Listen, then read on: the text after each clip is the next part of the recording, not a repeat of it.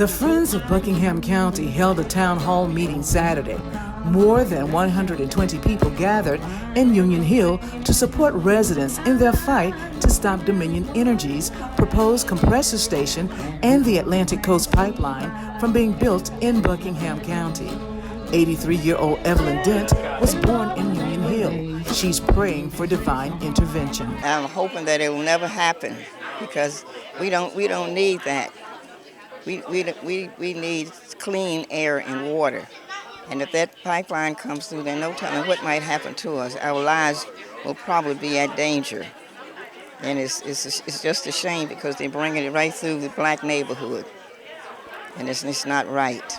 Our family's been fighting for this land and continue to fight for this land. We have 8 generations of Harpers that grew up on this land, and we refuse to allow big money, dirty money to come and take our land just because they think they can. Richard Walker is the great-great-grandson of Taylor Harper, a former slave who bought a portion of the plantation land he once toiled in Union Hill.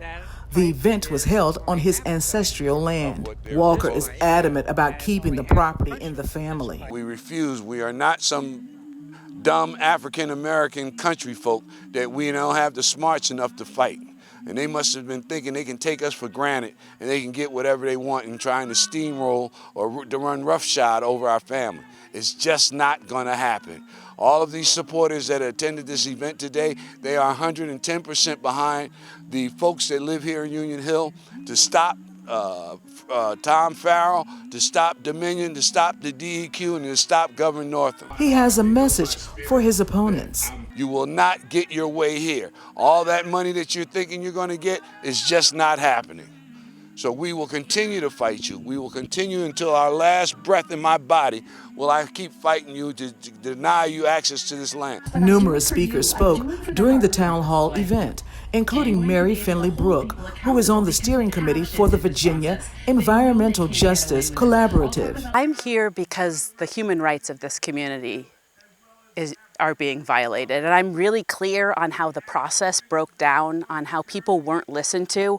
I'm here because I understand that the dangers from new gas infrastructure are something that are not treated accurately or responsibly, either by our politicians or by our press or by many of our leaders. Finley Brooke also teaches at the University of Richmond. I realize it's unjust. I realize that there are a lot of people with money and power that are behind it because they get benefits from it personally or they feel they can't do otherwise, but it's immoral to do that. I'm here because I believe in standing up for your ethics, for having an ethical framework, and for realizing when you've done something wrong, recognizing past history, understanding how things continue into the future, recognizing where we are today as a result of never reconciling what has happened in this state, and we're not able to move forward. Hope Cupid serves on the Virginia Environmental Council. It's important for me to be here today because I can't speak on what I don't know.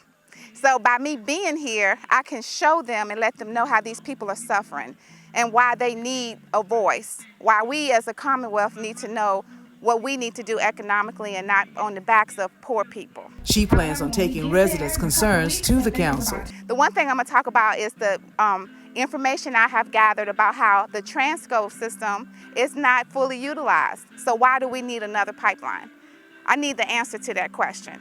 If that's not fully utilized, then utilize it to the extent necessary in order to avoid putting this on the burden of pollution and stress on the poor community. Why do we need it? Greg Buppert is one of the many attorneys representing the Friends of Buckingham County. The group is challenging the air permit for the compressor station and the FERC certificate for the ACP. One thing that Dominion wants everyone to believe is that this project is inevitable. But it's not. The courts have thrown out at least 5 permits for the Atlantic Coast Pipeline, and right now, the project is missing 7 required permits. But as we all know, Dominion has stubbornly, in fact arrogantly, stuck to its plans for the Atlantic Coast Pipeline and has not willingly changed the route, changed the location of this compressor station, or taken other steps to accommodate the people and resources that will be affected. We still don't know, 5 years into the process, where this project is even going to go. Dominion doesn't have an approved final route. So yes, I think the opponents of the Atlantic Coast Pipeline are winning. I think this project is in jeopardy, and I think Dominion should be thinking about giving it up and moving on to better options. This was zoned for agriculture, not zoned for any type of industry. And because the county got paid off, because of the state legislators are getting paid off, they were able to allow them to have these permits and come here and infiltrate this primarily African American community. And we're not going to allow it to happen. What do you expect us to lay down and let you just run roughshod all over us? It's not happening. In Union Hill, Elaine Rackley for Breaking Through News. Down,